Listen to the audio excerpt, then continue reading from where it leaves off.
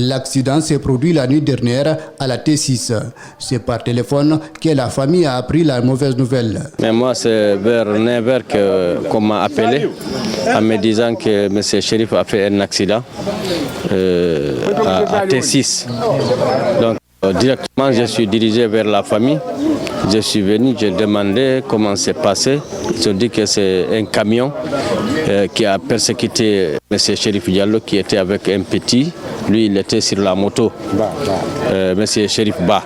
Donc, lui, il était sur la moto, mais directement, il a trouvé la mort. Dans la famille Baldé, on soutient que le père de famille avait des comportements inhabituels depuis la disparition de son enfant. Il a tenté à plusieurs reprises de récupérer le corps de son fils pour l'enterrer sans succès. Les autorités disent que les enquêtes ne sont pas encore terminées. Pour le cas-ci, depuis qu'on n'a pas restitué d'abord le corps de son petit, là, sa tête n'est pas au repos là.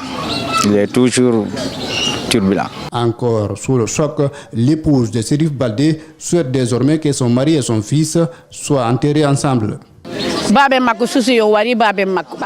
Son père est mort avec des soucis. Il ne dormait plus. À chaque moment, il disait qu'il était en train de manger alors que son fils est à la morgue. Qu'il nous rende le corps maintenant.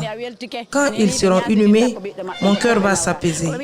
Les corps sont en ce moment à Ignasdine. En attendant l'issue des négociations avec les autorités, la famille a prévu d'inhumer Chérif Baldé ce vendredi après la prière de 16h. Le chauffeur à l'origine de l'accident est en ce moment à la disposition des services de sécurité. Dans cette cour se passe une situation inquiétante et qui sort de l'ordinaire.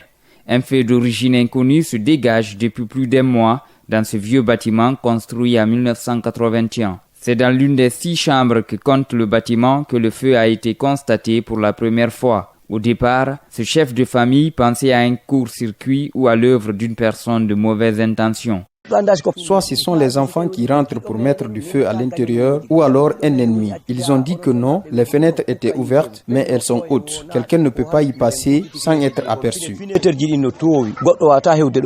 Mais plus le temps passe, plus le phénomène persiste et l'inquiétude sur les origines réelles du feu hante les habitants de la concession. Paniqués, les locataires et leurs concessionnaires décident de vider toutes les chambres, mais le feu persiste toujours. C'est ce lundi vers 12h et c'est toujours à la même heure que le feu prend la maison. Il y a 2 locataires qui habitent dans notre concession. Les chambres à proximité, eux aussi, une partie de leur lit a pris feu. Après, ils m'ont appelé, je suis venu et j'ai trouvé une foule chez moi qui avait déjà éteint le feu. J'en ai alors conclu que le feu n'est pas d'origine électrique.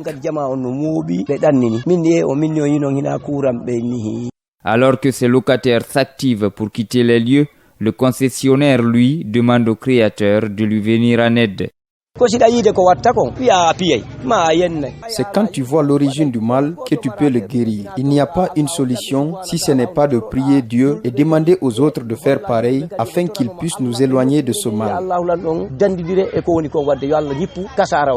Au-delà de cette concession, c'est aussi le voisinage, voire même tout le quartier qui commence à s'inquiéter. Pendant ce temps, Boubacar Bari, le sexagénaire, et sa famille passent la nuit à la Belle Étoile.